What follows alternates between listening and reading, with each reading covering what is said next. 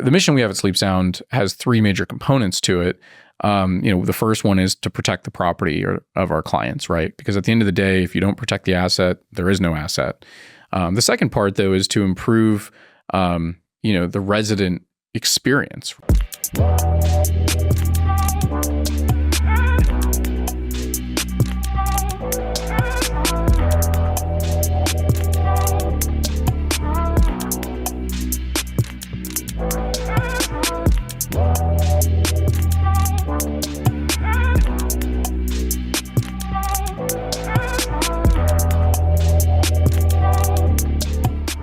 Welcome to another episode of the Profitable Property Management Podcast. I'm your host, Jordan Muela, and I'm here with Nicholas Cook. Nick, thanks for coming on the show. Yeah, absolutely. Good to see you, Jordan. For those that don't know anything about you, tell us a little bit about your company as it stands today. Okay, sure. Well, we're based in Portland, Oregon, so we probably picked one of the best, or not best, but I guess it depends on what you think. One of the most difficult markets to operate a property management regulated from a regulated standpoint, also a cultural standpoint. The government has really thrown us under the bus there, and they've been, not shy about that, about demonizing who we are. The landlord class? The landlord class, yeah. And, they've really not drawn any distinctions between small landlords, big landlords, us, whatever it happens to be. But in any case, so we're based in Portland, Oregon. We've got about 16 people on our team, managing close to 700 properties currently with, probably, I don't know, maybe half and half, single family, other half multifamily. Most of our multifamilies, what you'd consider maybe like private equity deals, or in terms of size, right? So we're not doing institutional grade multifamily, mostly like 10 to 60 unit buildings. We've got some Class A stuff and we've got some stuff with a little bit more hair on it, but for the most part, we've done a good job of curating what we manage. And we've been operating since 2008. What's the trajectory been like for the last couple of years? Let's say like since COVID specifically, what's different about the business from start of COVID till now? I think we probably underwent the most radical change during that time and in the entire business. We went into COVID with, a team maybe not as large as what we have now. And by the time, I guess you would say 2022 had rolled around, we had turned over 80% of our team. And some of that was a result of, we've had 3 people get recruited away. And I think they got recruited away for some opportunities to make more money, whether or not they were, qualified to go into those roles. To competitors or other industries? So 1 went to another industry, 2 went to what I would consider competitors. 1 was maybe not really a direct competitor. The other one is, I would say, was probably more so. So we had some of that happen. And then the other part was just we had to rebuild some stuff. The culture was not going in the right way, or the right direction, I should say. Being a company that size, if you get 1 or 2 people into the organization that are not on board and they can cause a lot of issues. And I think that was compounded by the fact that we're dealing with COVID, right? We're dealing with the regulatory environment, which was, not only difficult for everybody from a federal level, but we had some state and then local rules. So sometimes we had the county and the city not, even in agreement. But I think that it was really just a slight change in the culture that kind of started to get out of hand and go in the wrong direction. So we basically were like, we got to start over. And I hadn't experienced that before because prior to that, we had always had a really good culture. We had always had great people. Some of those kind of people that I would say, kind of laid some of the foundational work, they went off and did other things, usually because they moved somewhere. They went to, North Carolina or they went to Seattle or just stuff where we weren't really set up to do remote training at that point, or it really wasn't a thought we had. And we were also dealing with the fact that at that time, probably the average age of our employees were probably like 24, 25. So a lot of them had no roots there. They weren't married. They didn't have kids. They didn't have homes. They're in that stage of life where there's a lot of change. So anyways, we kind of fast forwarded, went into COVID. That was, a pretty interesting time. But throughout that time, we lost a few people. And then we had some people we decided, maybe weren't going to be the best fit. And we went through that process and rebuilt it. And it was probably one of the most challenging things that I've ever done. But it's paid off in spades. We've got an amazing team right now. I mean, every single person, at Sleep Sound now is somebody I'm really grateful to have on board. And it really just kind of helps highlight what's possible when you've got the right people on the right team. This idea that the culture is off is interesting because it's really soft. For Mhm. you, what was the tell? What was the evidence? What would somebody else that wasn't in your business, all the details, having all these conversations, what would have been obvious to an outsider as the evidence that something was off with the culture? So I think an outsider probably would have spotted this before I did, simply just because we're in the middle of it and you're also in the role that I'm in. Sometimes you've got blind spots. And so I think it would just be if somebody were to go through at that time when we were experiencing, culture challenges, I think that the word buy-in would have come up a lot. Like, I don't think that we had enough people bought in to Sleep Sound, to the industry, to the role as a fiduciary. And I think that created some challenges, and also buying into just being part of a team. We had some people that were, pretty solid, but we're not good team players. Basically kind of that issue. We've got somebody who might even be a really high performer, but not a good team player. And I'm kind of dealing with all this stuff in the background too, because, some of these things, I'm not able to kind of share openly with other team members about what's going on. But we figured it out eventually. And we made some decisions. Some of it was intentional, and some of it was by just being forced into that role or that position. And the people that were there that remained with the team have seen it rebuild, and they were really instrumental in helping us get to the next step, because it was difficult for a period of time. It really was. And what were the more kind of mechanical, like metric results that were also indicating that? What were the results, the quantitative results that were demonstrating something was off? Were there blinking flashlights on the dashboard aside from buy-in and things that were harder to measure? Were there any like hard results that also indicated that performance wasn't where it needed to be? Yes. So part of the issue is this. So I would say that the number of complaints we received would be an indicator of that from owners and tenants. Customer satisfaction. Customer satisfaction was an issue. Not as much as you might think, but looking back, you're like, oh, the frequency of that was much higher than it is today, and than it should have been. I would say just filling out just general reporting was a bit of a challenge. And I will say this, that during that time, I think some of it also you had stress that was being magnified. And again, this is a little bit more gray, but probably the biggest indicator for me was, okay, we're going out to replace, these positions or add positions or whatever it is that we're doing. And the job market was so competitive that getting quality people into these seats was difficult. Like the amount of leads we would need, the amount of interviews we would need. I mean, we just had it was different than anything I had kind of seen during that time. And, I'd love to tell you, hey, these metrics were off here and here, but during COVID, things were pretty hectic for us. And I was trying to simplify the process for people and, basically listen to the team, you might say.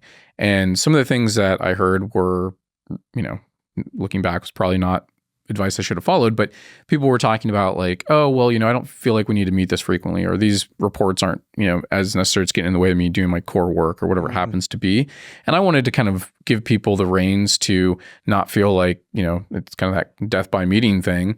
And when that happened, that's when you started to see kind of a large sequence of events occur that led to a bigger problem that was harder to spot because that information wasn't as forthcoming. And I realized I'm really flying with no dashboard here, or at least not to the level of detail that I need. And so that got reinstituted. Basically, we had basically been running an EOS model prior to COVID, started to pull back on that. We never eliminated it entirely, but we pulled back on a lot of, I think, really important things. And I did it as a way to kind of help, again, just alleviate some stress and burden from people. Because some people, were pretty stressed out about the COVID event, obviously rightfully so in a lot of ways, but we just saw a lot of stuff we hadn't seen before, which is, we're going to have mass evictions, and then we have these eviction moratoriums and owners being upset, and then, getting properties turned over. I mean, I could kind of elaborate on and on about that, but it was just what it felt like was the right thing to do at the time. And, hindsight's 2020. Did you feel like that your awareness kind of gradually ratcheted up around the need for this significant change? Or was there a specific moment where it was like an inflection point and a turning point and you got really clear that a bigger change was what was wanted and needed? during COVID in terms of like when things were going the direction that maybe we didn't want them to go? Correct. Yeah. I think I knew at some point it needed to be done, mainly based on just, and I kind of go back to that word buy-in, where it just seemed like there are some things that I was accustomed to happening, or ways that I would be, seeing people show up and engagement, and that really wasn't there. And I thought it was maybe like minor things. Oh, we just tweak this, that, and that person will be happy. But that's not necessarily what was happening. Like, it wasn't really our system that was at fault at the end of the day. It was, really just not being congruent and not being aligned. And once I kind of determined that, it was like, okay, well, how do we do this? How do we move the ship around? Because there's some risk involved with that. And so I tried to approach it as methodically and as carefully as possible. And it's much more difficult to do when you're looking to add people to the team and the challenges you're running up against in terms of adding staff. And in our market where we were, it was highly, highly competitive, because all of the apartment buildings were competing with people that, we typically hire, which they normally historically hadn't been doing. But I saw people getting job offers, both in title, responsibility, and compensation, that they were giving to people that had 1, 2, 3 years of experience that historically would have been maybe 5, 7, 10 years experience, just to apply. And so, it was kind of across the board. I think, everyone kind of saw some challenges with hiring during COVID. So really tight labor market. Yeah. But, that made it more risky, because it's like, gosh, we're going to make this change. It's kind of unpredictable. It's not like we were confident, hey, we're going to have someone back in that seat in 30 days. It's like, that could be a 90-day window, which is huge when you're, someone our size. But at some point I just decided to trust the process, and, the team that was there helped support that entirely. And by trust the process, one of the tools we use is Culture Index. And it's like, we got to have the right profiles for these roles. Some of these are really, really important roles. And even sometimes we followed the process and it didn't go well. But I think what happens with company culture is you build momentum, right? You get some core people in that really are solid members of the team, of the mission, of the vision, the values that we have. And then as you add, that tends to snowball in a positive way, because somebody who is new comes in and there's not really anywhere for them to go if they don't want to be part of that. It's not a big enough group. But the same impact can occur, I think, sometimes in the opposite direction with a couple people. So now I feel like we've reached a point where we've really been, fortunate to have great people. And I've watched that kind of momentum grow. And that's feedback I've heard from new team members as well, as they've recognized that. And I knew it was possible because we had previously, we've been in business a long time. We've had, a solid group to operate the business with. But just kind of through some timing and market issues and just, some bad hires on my part, candidly. I'm not saying those are bad people, just they weren't a good fit for our business. It got out of control. And some of that is me handing off some of that hiring responsibility to somebody that didn't guard it as closely as I would have hoped that they had. And that was a short sight on my part. I should have probably made sure there was enough congruency there before really kind of handing that responsibility off.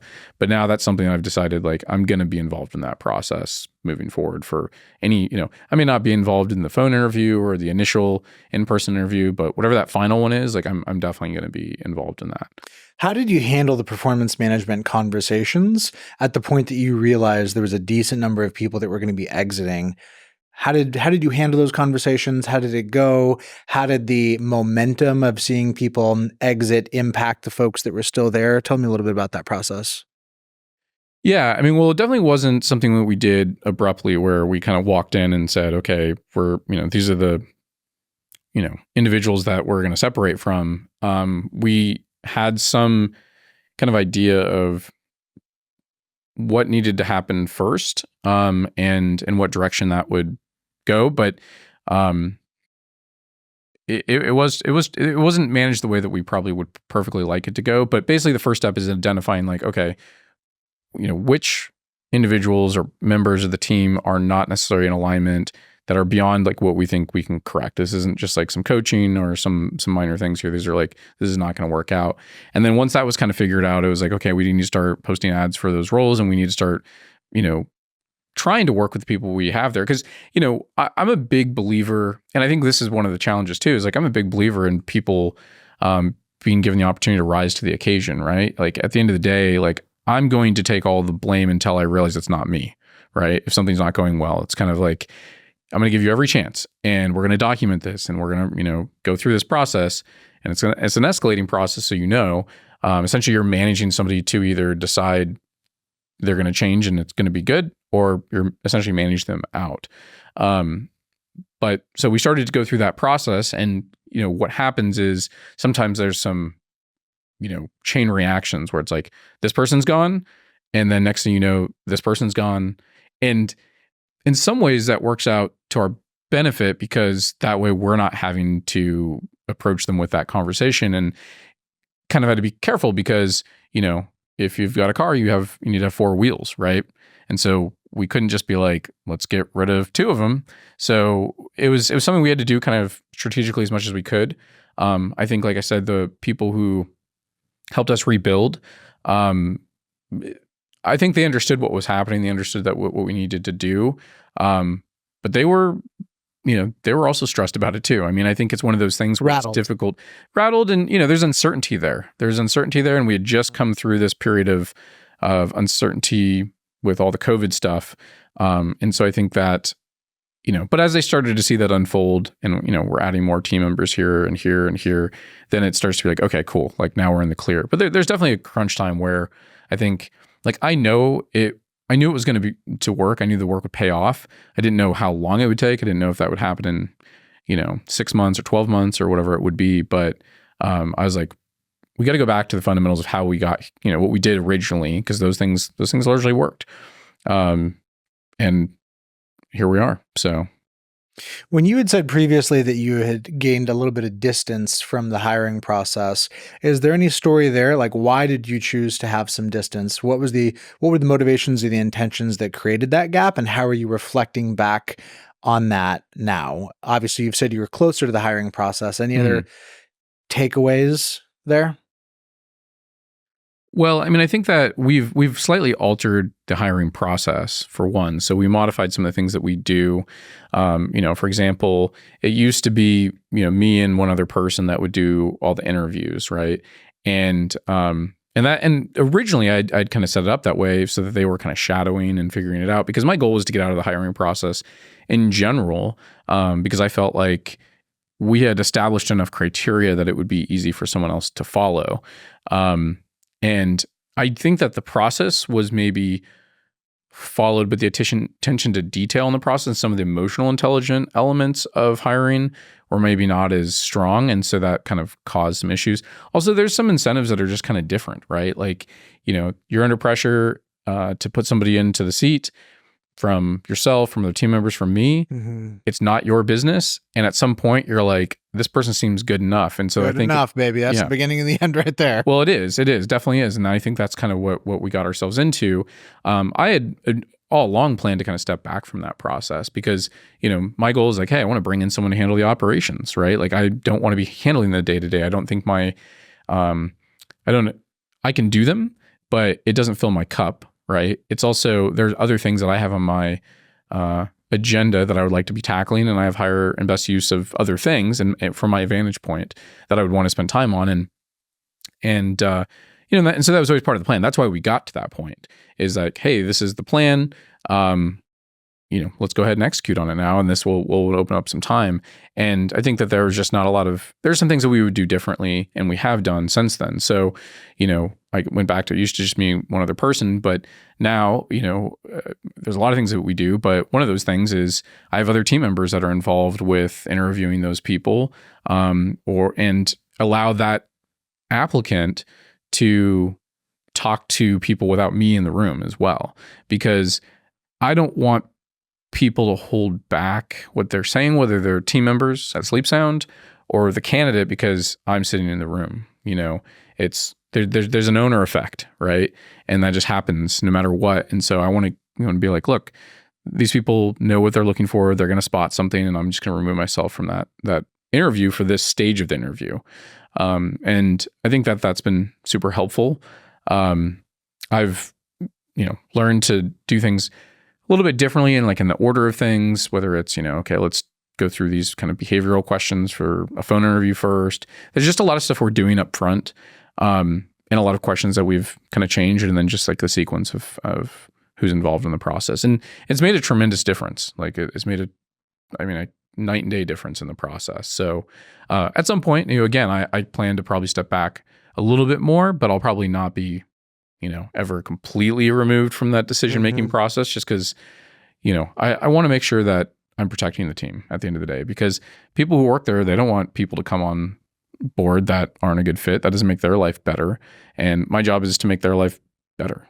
So I'm the last stop on the bus in hiring at Lead Simple. I've removed myself from that process for a brief period of time and didn't work. Wasn't good. Yeah. No reason not to. It's such a good investment for me to be there as that final kind of QA factor. And also when I reject candidates and send them back, that's feedback and conditioning to the team of hey, I saw this, this, and this. What did you see? Did you spot these things? There's a positive feedback loop there. Yeah. In this window of time where you had a fair bit of turmoil and turnover, how was the company's financial performance during this period of time? Were there any cash crunch considerations that also added stress? How was the business's financial performance during that window? Well, our revenue actually dropped. So from when we started our business, basically, every year from beginning, it pretty much grew every year. It never went back. It was always a positive trajectory. And during this time, it rescinded for 2 years in a row. And so, it's just, and some of that is, a function of just lack of not having as much productivity, not being able to onboard more properties because, you've got to have the team to be able to do that and deliver on your promise. And some of it was just not, whether it was unintentional or intentional, there's some things that we were doing we were not billing for, right? And so there's a lot of things that kind of came back, and, and again, it was kind of a process of just going through everything with a fine-tooth comb to figure out what's going on and improving the process. And, the team's been great about that. They've been excellent about really helping dial in the process and asking great questions and being super engaged. It's super helpful feedback for me, but especially now, showing a genuine concern. And I think everyone at Sleep Sound today has a genuine concern in how everything's going, and, customer experience, the experience of, the team, collectively. And I think that was what was kind of missing during that period of time. And again, there's there are multiple stressors going on. So it's kind of hard to say if how much did COVID and the stress of that contribute to it, especially early on. That's certainly a factor. Changing the hiring process and distancing myself, definitely a factor. I would put 100%, responsibility on me for those hiring decisions. But I think that, that's how the financials were impacted. Now, the only way we were actually able to really probably weather that is because of the fact that we were also turning over personnel and having gaps in that period of time. And so our payroll was going down in step with our revenue. And so, but here we are, turning things around, and we're marching back, in the right direction. And, this year we're going to set a record for our revenue this year. Congrats. So we'll see how it goes on the profitability side. We'll definitely have profit, but I don't know if we're going to be setting a record there, but we're definitely setting a high water mark on the revenue. So I'm really excited about that. So rounding out this conversation about culture, my last question is around the story and the narrative internally around the specific work that you're doing, which is residential property management. Every industry, every product, every business has a bit of an ethos informed specifically by the function that you're doing, the end customer you're selling to, et cetera. Property management is notorious for having a pretty wide chasm between the most inspiring view and the darkest view. The inspiring view is related to housing, a home, something sacred, a place of safety, refuge, and caring and providing for that. The darkest view is these blankety blank blanks keep calling about blankety blank, much more of kind of a compliance, a compliance driven dynamic. Yeah. And the reality is it's all made up, right? It's really, Sure. it's just a function of how you're relating to it. What does that internal story look like with your staff and how you relate to the work that you guys are doing? Well, yeah, and I think that story is probably critically important in property management, because it's a very thankless business in a lot of ways. Meaning, the residents and the owners are not usually giving you high fives or pats on the back or really much kudos. Obviously, if you solicit kudos and you're asking for some reviews here and there, then you get some. But it's not like a lot of businesses where you have that type of relationship with your client. And so, one of the things that we do whenever we bring someone on board, the first thing that they need to understand is like who we are and why we do what we do. So from day one, I've really tried to highlight the importance of what we're doing as one, we're serving a human need, which is shelter, right? So that in and of itself is really critical. But we're also the stewards and fiduciaries of some people's most valuable asset, or certainly one of them. And these are not just properties that they own them for a reason, and they have attachments to them for a reason. Maybe they raised their kids in this house before they turned it into rental. Maybe they got married in the backyard of this house, or they're going to put a kid through college someday with this rental income, or maybe they're currently living on this income. So, the mission we have at Sleep Sound has three major components to it. The first one is to protect the property of our clients, right? Because at the end of the day, if you don't protect the asset, there is no asset. The second part, though, is to improve the resident experience, right? Like these are people who, if we can make sure they live in a home that's well taken care of, that they don't have to stress about the habitability of the house. They can focus on the things they care about. They don't have to worry about, mechanical systems not working or, their home being unsafe and things like that. So we want to make sure that they feel safe and protected in the property. And then the third component is enhance the reputation of the industry. So we want to go beyond just what we do internally at Sleep Sound, but we also want to improve the reputation. And that means, leading by example, being involved in industry associations. And so, that's the mission of Sleep Sound Property Management. It has those three key words in there. And beyond that, we also have a key phrase we have, which is called quality above quantity. And we've broken that down into like 25 sub-sentences of what that actually means. And then we've got the core values. And I talk a lot about the core values because I think most businesses have core values and don't live by them, but we hire by core values. We basically provide praise and recognition and reprimand around the core values. And we make decisions of whether or not someone's a good fit for the team based on the core values. And so those have really, really driven, I think, the process. But I look at this as, an incredibly important type of work that we're doing. Because if you didn't have the bigger why, if you didn't really see you were impacting people's lives, you may not see that impact on a daily basis. But if you don't realize that's what you're doing, I can't imagine being in this industry. It's way too brutal to be showing up every day to not have an impact that's beyond, some sort of just transaction. This is a great segue to talking about regulation. Regulation tends to be the bane of the industry, tends to be something that people have a long list of complaints about. Mm-hmm. Less conversation about the fact that, in general, the regulation is intended to do something useful. If you give the benefit of the doubt, there's at least a seed or a kernel of a thought of something good. Sitting from that vantage point for just a minute, what are some examples of regulations where you can see the intent of the good that it was designed, or some regulations in your market that may create more of a burden on the landlord, but that you actually feel like are having some kind of a positive outcome relative to what they were intended to effectuate? Yeah, and I think that, and I agree with you. I think sometimes people don't like regulations because they just see them as, overarching or unfair. And, I take that position sometimes, but I do. So let me say this. I believe that there are some places where regulations are rolled out in the housing market with the best of intentions. And what happens is they weren't really thought through. Mm-hmm. And so how they are implemented ends up kind of being problematic or have unintended consequences. I will say, while that might be true sometimes in our market, we went through an era where it was not so much about having good intentions, because the people that were passing these made it pretty clear that they were being malicious. And what I mean by that is they would put forth an idea, and rather than receive any feedback from people in the industry about how to make it better, or some of the reasons that might not work, or how it might actually have the opposite effect, they disregarded that. They disengaged from the civic process.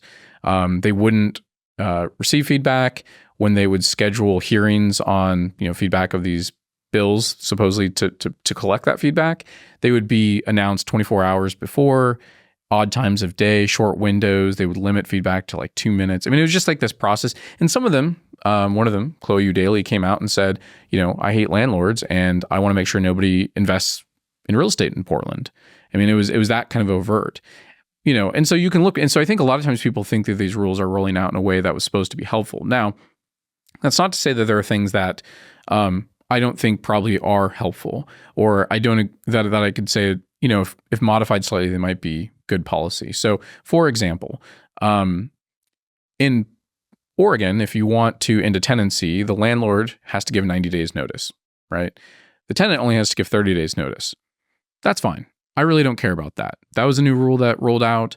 Doesn't bother me at all. It's like, okay, I understand how being asked to move by your landlord creates a lot of instability, and in a competitive marketplace, finding a new home, especially if you've got kids and you're trying to keep them in a school district or something like that, 30 days is not a lot of time. So I'm fine with that. Do I think it's fair that the resident only has to give 30 days notice? Not really, but at the end of the day, it doesn't have a meaningful impact on the landlord. Another rule that was passed, and this is specific to the city of Portland, is the Portland Relocation Ordinance. Now, this ordinance says if you terminate the tenancy for really almost any reason, unless you qualify for a narrow exemption, that you have to pay the tenants when you end the tenancy. That can range from $2,900 to $4,500, which is a tremendous amount of money. And I understand why in some cases that might make sense, where you're displacing somebody, especially if they're lower income. That's a difficult situation for them to deal with. And especially if you're in a situation where you've bought an apartment building and you want to, you've got 20 units and you're giving notices to 20 tenants, right? Like, are we talking about not renewing or breaking a lease? We're talking about not renewing. If you choose not to renew the lease. Correct. You're penalized and you have to pay this money. And so for me, you're asking a lot, especially from a single family landlord. You might wipe out any money they made over that last several years, or you may have added to a situation where they're making even less money because people in single family in our market don't always make money, depending on the debt on their property and how long they've owned it. But the point is that the idea was, let's provide relocation assistance so that way if somebody is displaced, you've got somebody and they need money to get a moving truck and do all that other stuff, the landlord is going to subsidize some of that hardship, right? I don't agree with this policy. I don't. But I can say, if they had modified it and said, how about we means test it? If you're under a certain income for your household and you're giving less than X amount of notice, then you should be, given some amount of money. I'm not saying I would be in favor of that, but I am saying I would understand it. But right now, you could be a doctor renting a home that is $5,000 a month, making $250,000 a year, and you're going to get a relocation check from the landlord just because they didn't want to renew the lease. Maybe they want to sell the property. There's all kinds of stuff we could really get into if you want to go on the regulatory stuff.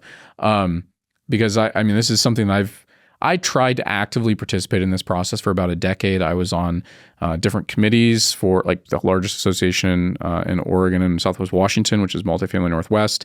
I got appointed as a city commissioner to the Rental Services Commission when that was formed, and I ended up resigning 4 months in because it was basically they just wanted us to rubber stamp stuff and talk about how people of color were challenged and needed all this special help in housing, and I just didn't think that was the right narrative to be having, especially as someone of color. I thought that was a little insulting, but they really weren't looking for new ideas. And my resignation letter pointed this all out, which was published in one of the newspapers and all that stuff. So I've actually really tried to be actively engaged in this process. And, I'm hoping we've turned a corner in Portland. But there was a good 4 years where we had a stream of things coming our way that made no sense. Like one of the most insane things we have now is if we post a property up for rent, no one is allowed to apply for it for 72 hours. And if they do apply in advance somehow online, their application gets penalized by adding 8 hours to the timestamp.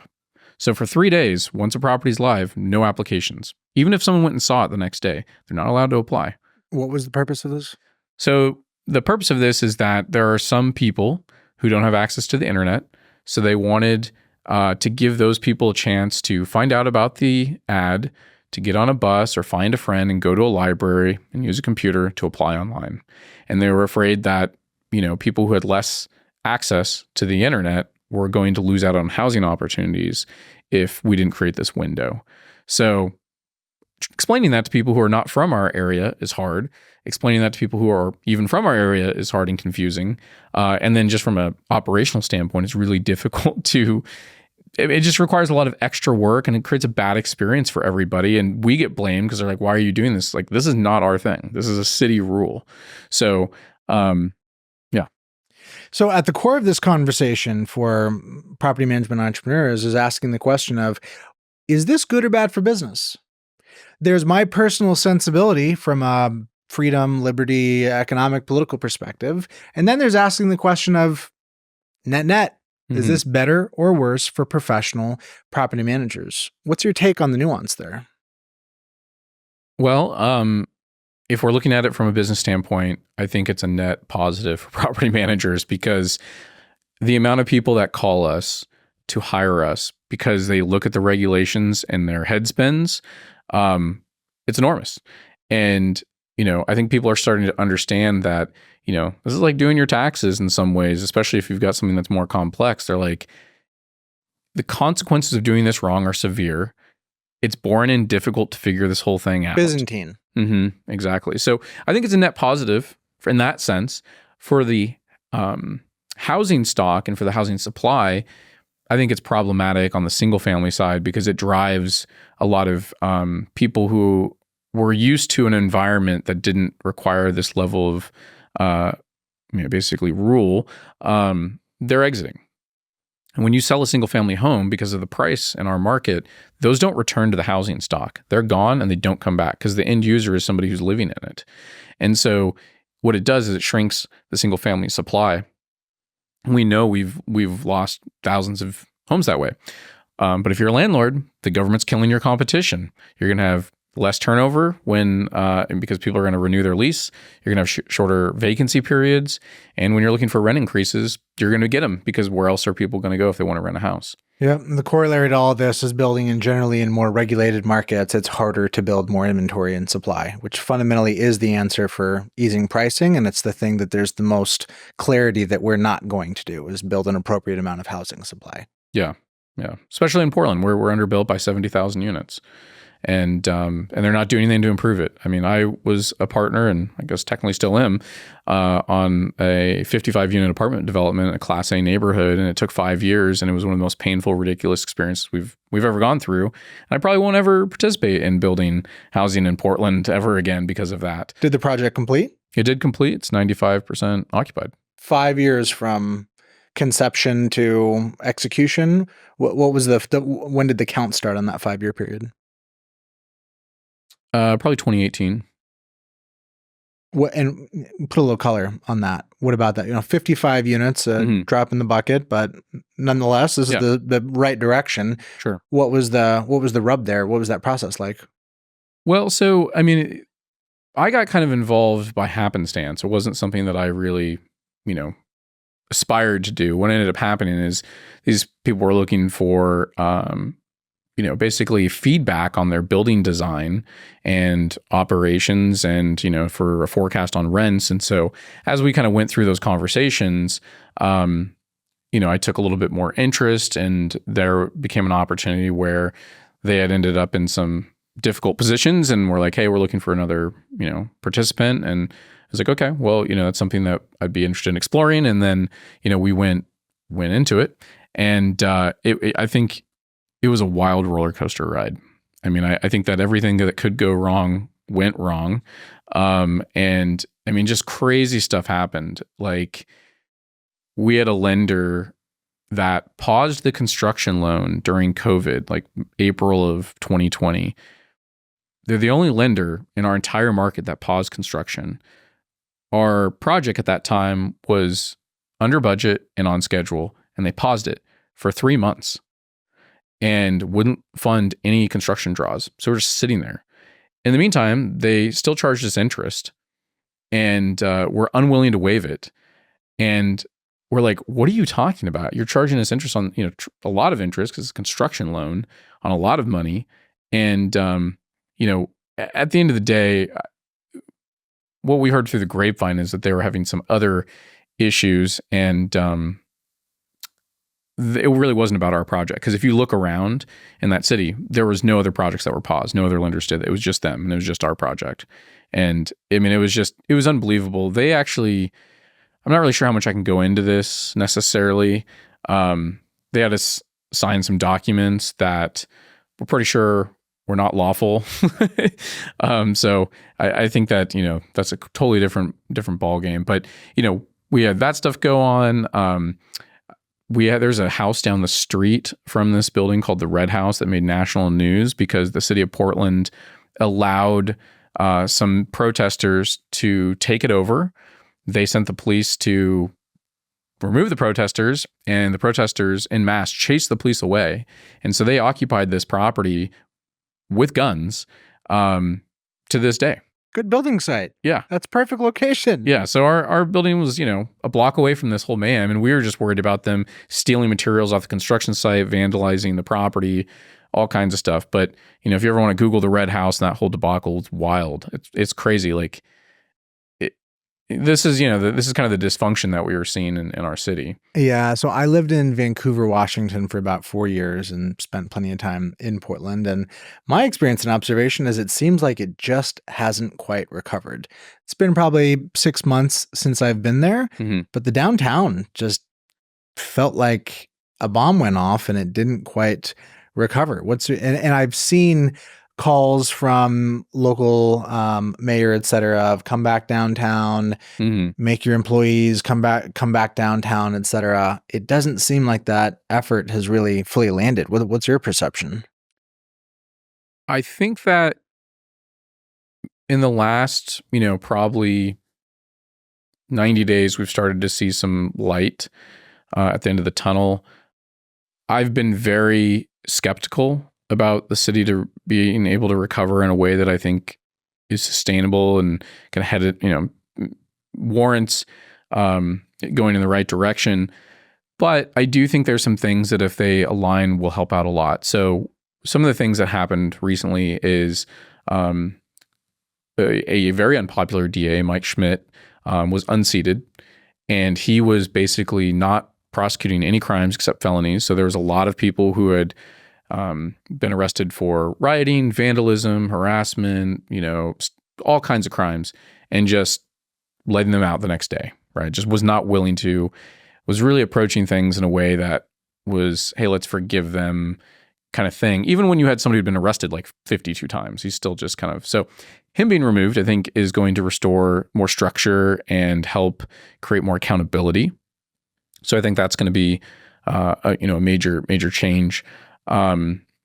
We've also got some, people who, for example, like I guess the Supreme Court ruling on the Grants Pass case related to, camping illegally and whether or not you could enforce camping bans. That's going to improve the tools the city has, and when it comes to enforcement. Now, whether or not the people on the front line who are carrying out those orders, if they're going to do it, because we've already seen some resistance, that's potentially problematic. But I think if we can reduce vandalism, create more accountability, and manage the issue with people living on the streets differently, and certainly with more intention and parameters, that's going to give businesses more confidence. That's going to give consumers more confidence. And I think if the businesses and consumers come back, we'll be fine. So that's moving in the right direction. We've got some other major things that could happen. We've got a county seat open that somebody who I support a lot, Vadim, is running. And I think that he would make a huge impact on the county and accountability there. And then we've got this crazy experiment going on at the city council where we're trying a new government structure that has never been tested before in the history of the United States. And we're rolling out like 3 new things. So that's a big question mark. But I think if we can get just a couple things dialed in, it will make a meaningful difference. And I've seen a couple of those things materialize. I think voters in Portland do realize when things have gone too far. Some of the people who, for example, Chloe Eudaly, who rolled out these housing rules, was there for 1 term and then was voted out. And so I think that people can see when we've got somebody in a position that doesn't deserve to be in that position. It's not looking out for the best interest of the city at large. So I do think that things are starting to move in the right direction, which if you had asked me this 6 months ago, I would have said that.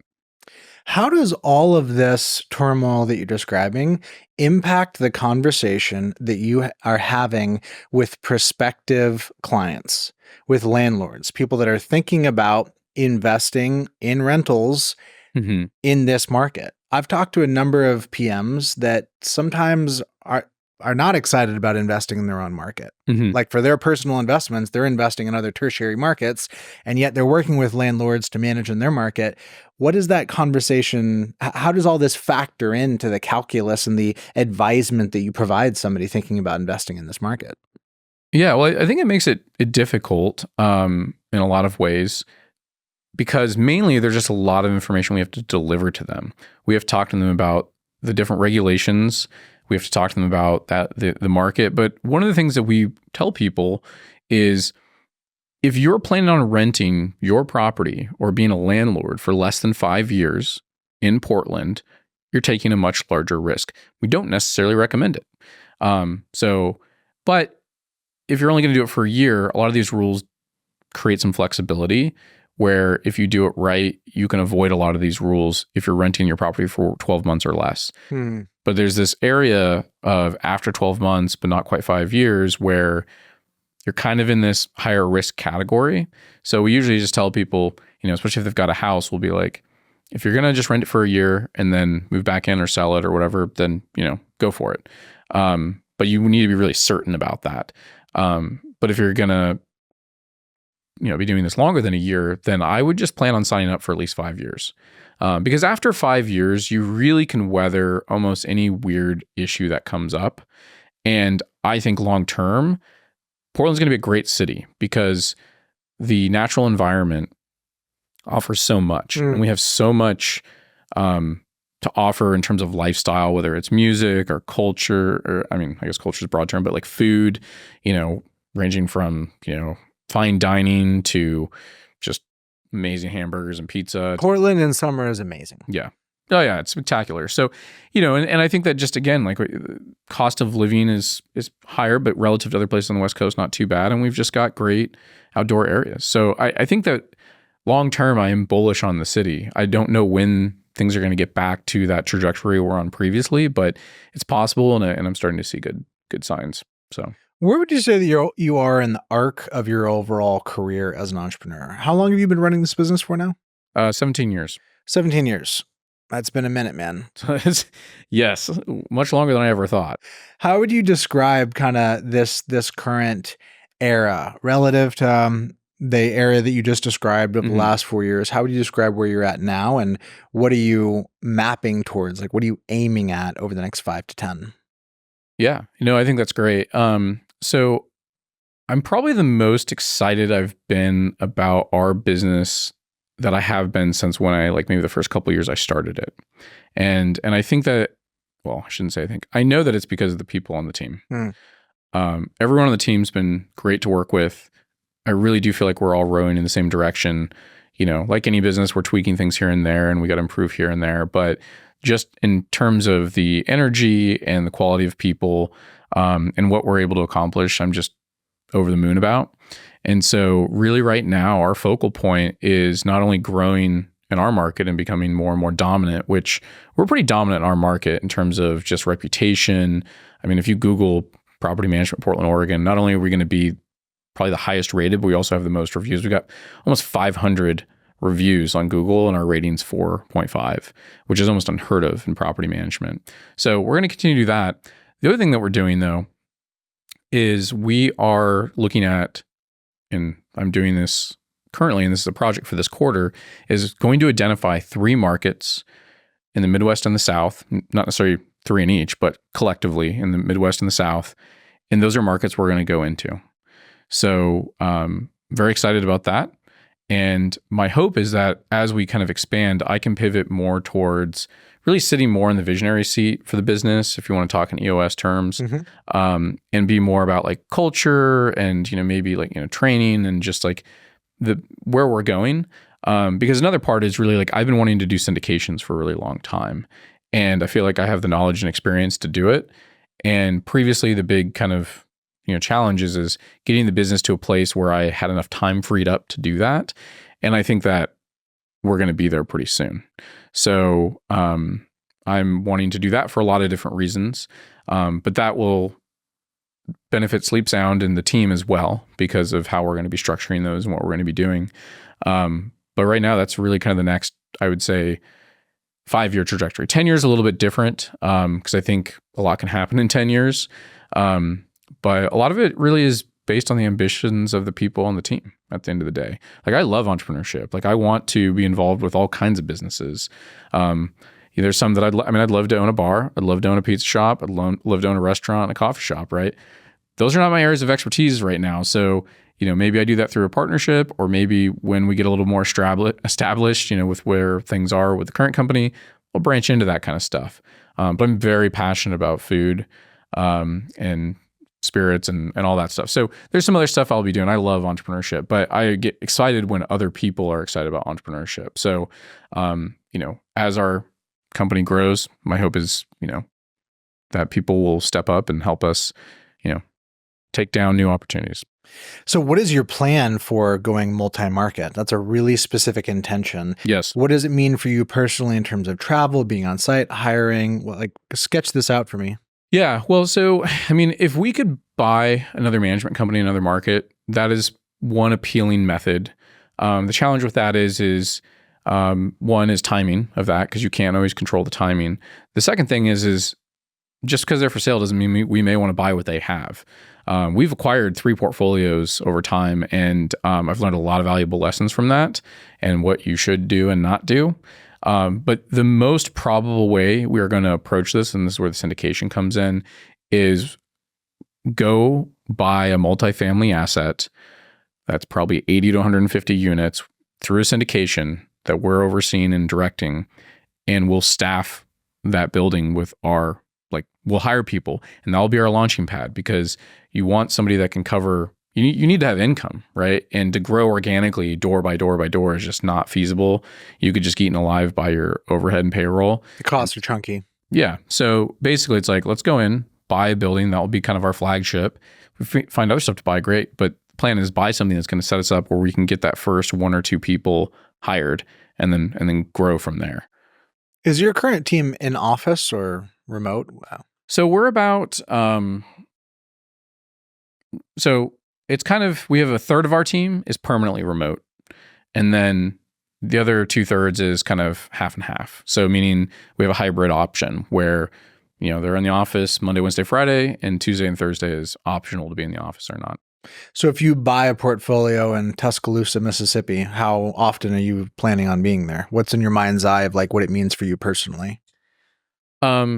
I would probably be in there somewhat regularly. I haven't quite figured out the cadence, because I think it kind of depends on who we are able to hire and what the property is like and everything like that. So I think it kind of depends.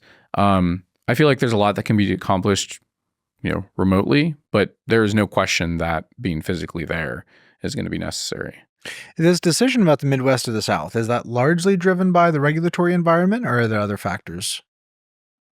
Mostly, probably about 60% driven by the regulatory environment.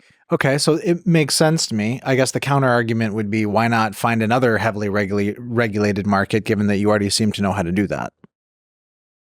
Because I don't think that I would want the amount of work it takes to operate in a highly regulated market, and the additional challenges that come along with that are substantial.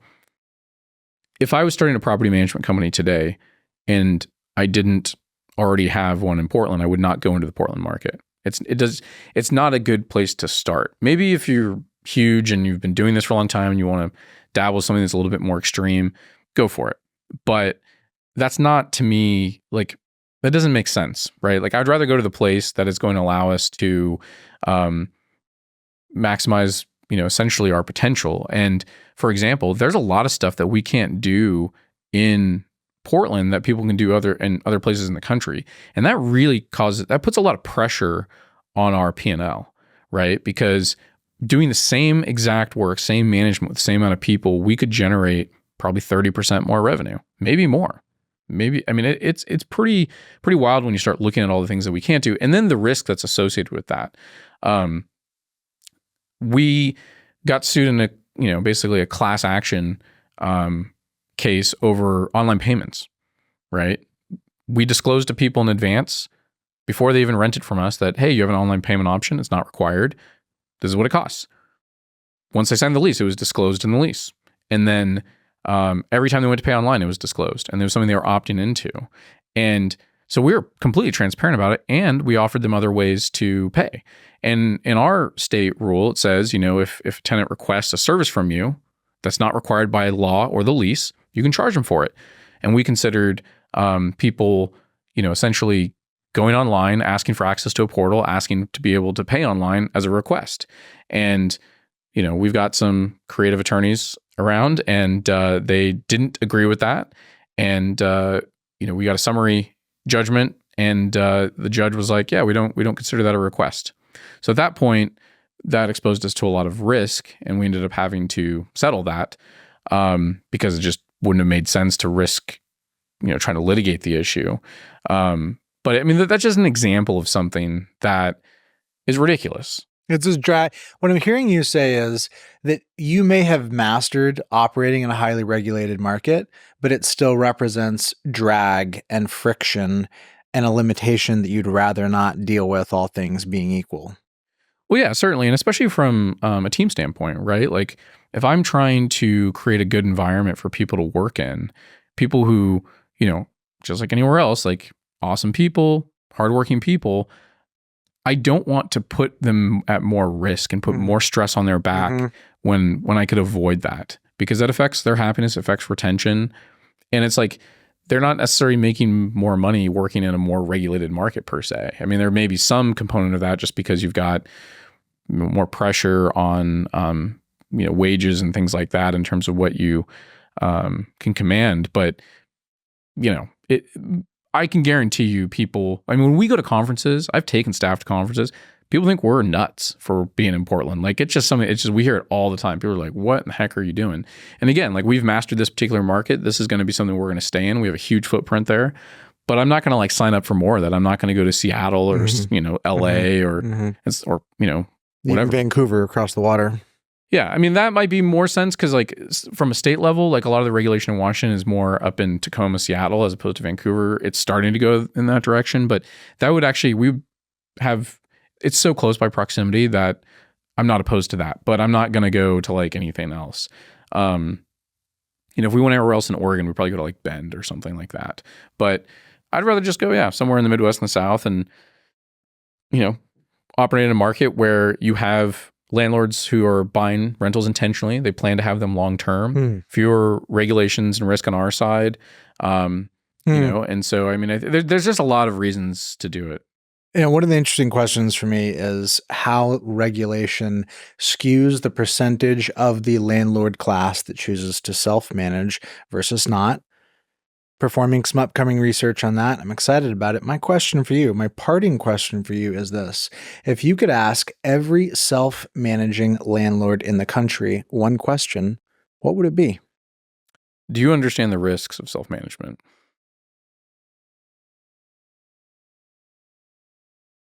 Well said. That would be that. Well said.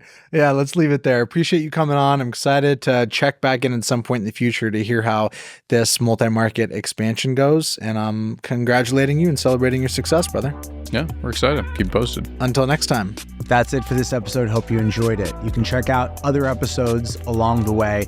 If you're watching this on YouTube, appreciate a subscribe. Any comments, I'm always here to engage. If you're listening on an audio platform, would really appreciate a review. It's a great way to help other people find out about the show.